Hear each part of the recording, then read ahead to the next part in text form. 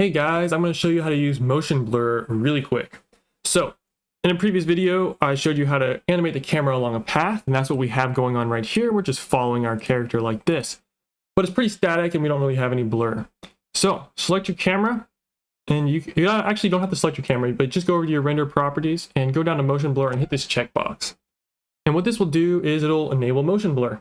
So now what these settings do is shutter is basically how much motion blur is happening. The less shutter, the less motion blur. The more shutter, the more motion blur. So I've gone ahead and rendered out a couple of variations of this scene. This is on 0 shutter with so this is no motion blur. 0 shutter, no motion blur. It looks like this.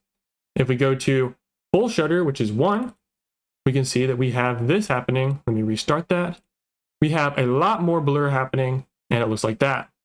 And if we look at the next one, this is 0.5 shutter. This is our difference for here. We have this and this. It's pretty blurry. It's just like the first one, or the second one, but it's not as bad. So, depends on how much motion blur you want. 0 shutter, none, 1, a ton. So that's how the motion blur works. So, background separation. Now, I've noticed that when I've changed things in this scene specifically, that not really much happens. And I've also used this in some other scenes as well. And the changes that these next few settings make are very, very tiny. So basically what they do is background separation will make the background bleed less into the foreground.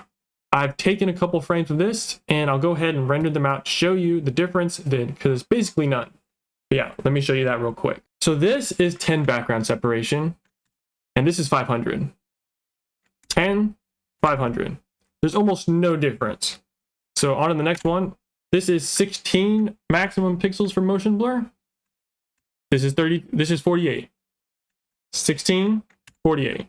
There's very, very, very slight differences in how much these last few settings change things. It's not much at all. It's just a little bit. So if you really want to make big changes in how much motion blur is happening, you really want to focus on the shutter. So yeah, that's basically how I use motion blur in my renders. I don't really focus on position, and steps upping that just increases the quality. But yeah, that's how you use motion blur. Hopefully you learned something new and can use it in your renders.